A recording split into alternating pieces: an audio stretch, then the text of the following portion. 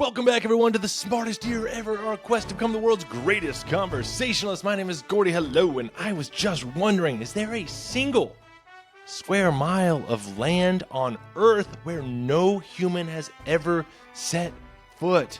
Stick with me for 5 minutes. Bet you can use this in conversation today, but first, like and subscribe if you haven't seen Keep Up. I do this every single day. Okay, this is a fun little thought experiment, I thought. Is there a single square mile of land on Earth where no human has ever been on land? I mean, not in the ocean. And it's one of those things that kind of like pops into my head when I'm trying to go to sleep. But before we get going, there is no way to prove this with 100% certainty. I wish everyone had paint on the bottom of their feet so we could zoom out and see a satellite image of the Earth and see all the little painted footprints of where everyone's been so I can be absolutely certain of it. Because it reminded me of this recent video I did on June 30th, which is has there ever been a day in history where no human being has died? Right? And I thought that was an interesting question. And so I went through all the best evidence, the most reliable evidence I could find from anthropologists, archaeologists, and people who spend a ton of time studying this, right? And I presented the best period of time where it could have happened. And I get this comment, so I'm like, so if it happened, it might have happened between this time, around here.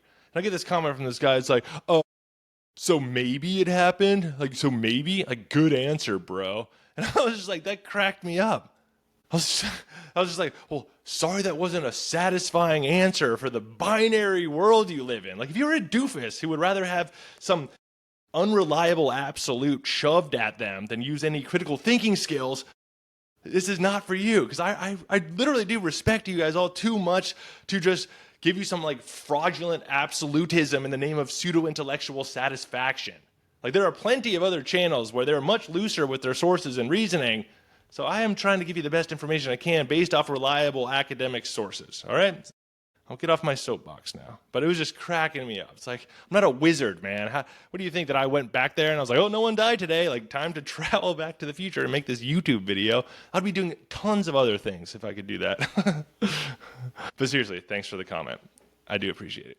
But anyway, yeah, so we'd have to monitor every square mile of the planet for human history to really know this, and I have not done that, just to be clear, to anyone wondering. But we can point to the most likely candidates, places that are so remote and so inhospitable, so inaccessible, that they are the best contenders for areas that no one has ever stepped foot. All right, so the first contender is the deep interior of Antarctica. Some of its mountain ranges, the Gamburtsev subglacial mountains in particular. They are buried under 2 miles of snow and ice, and they are hundreds of miles from any research station. Scientists really didn't even detect them until 1958 via seismic surveys. They were just recently mapped using technology in 2009.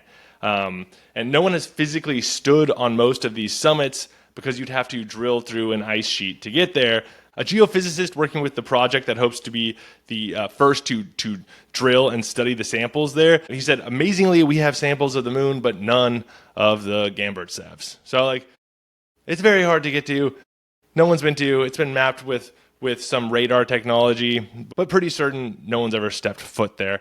Next, I would propose some of the dense interior areas of the Amazon rainforest. And sure, humans have been in the Amazon for thousands of years, but it's roughly 2.1 million square miles of jungle, swamp, and seasonally flooded forest. There's still a lot going on that we don't know about. There's still plenty of uncontacted tribes, and while they may have stepped foot in a lot of places, just the sheer vastness of it, the micro regions that are completely plagued by disease, predators, isolation, kind of underscore the idea that there might be some areas that have never been ventured on foot.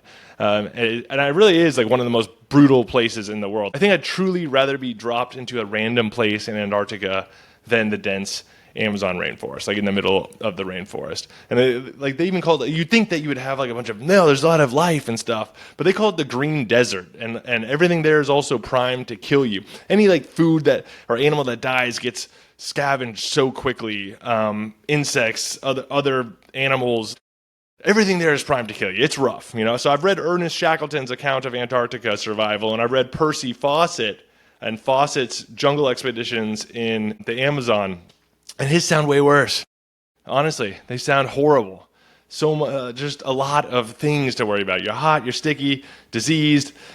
People, I don't want to go there. So some of those dense areas in there, I think, are very good candidates for nobody stepping foot. A third, I would say, the Siberian Taiga. This is the largest forest on Earth, over 5 million square miles of bog, forest, and permafrost. The vast areas are so far from roads, rivers, and settlements that even Russia's meticulous Soviet-era mapping efforts never really included actual on-the-ground surveys. And also, I'd like to point to northern Greenland and the high Arctic islands. So some of these spots can only be reached by icebreaker and helicopter, and even then, drifting peak ice can make landfall impossible for years at a time. And then another good candidate could possibly be some of the remote deserts, like the heart of the Sahara, certain parts of the Gobi. And I also read a survival book about the Sahara, skeletons on the Sahara. And fascinating, and there was obviously a ton of trade going through there and caravans moving through, but they had pretty set caravan routes and trade routes. And so there could be some certain parts like the Gobi or Sahara that may have not had people step foot. Areas that have no permanent water sources for hundreds of miles. Without modern vehicles, like those are essentially unreachable. And I don't know why you would take your modern vehicle there. Another interesting one I thought was uncharted caves. So like entire cave systems, like Vietnam's Hang Son Doong. It's the largest known cave system, and that went undiscovered until 2009.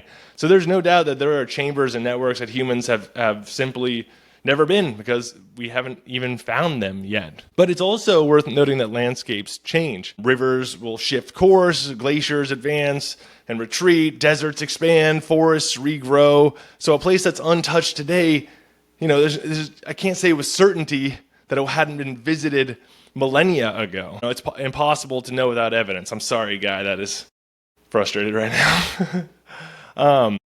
But it's all just kind of a fun thought, because modern mapping can make it feel like we have been everywhere. But a satellite image does not count as a footprint.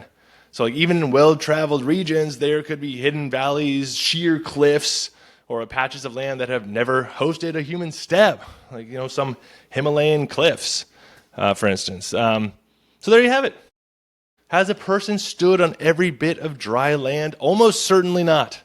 The untouched spots are either frozen solid, impossibly remote, or actively trying to kill you. Go check out my sources for this one. And also, let me know if you've been to any of these places so I can issue a correction. Have you been to every part of the world? Please do let me know. Leave me a comment. Rate, like, subscribe. Go check out the 1-minute version that I do of all these clips. For the next month, I'm trying to keep them even under a minute. So if you got 45 seconds, why don't you go check those out anywhere that you have social media. In the meantime, stay curious and stay clever on our quest to become the world's greatest conversationalist. I will see you tomorrow in the smartest year ever.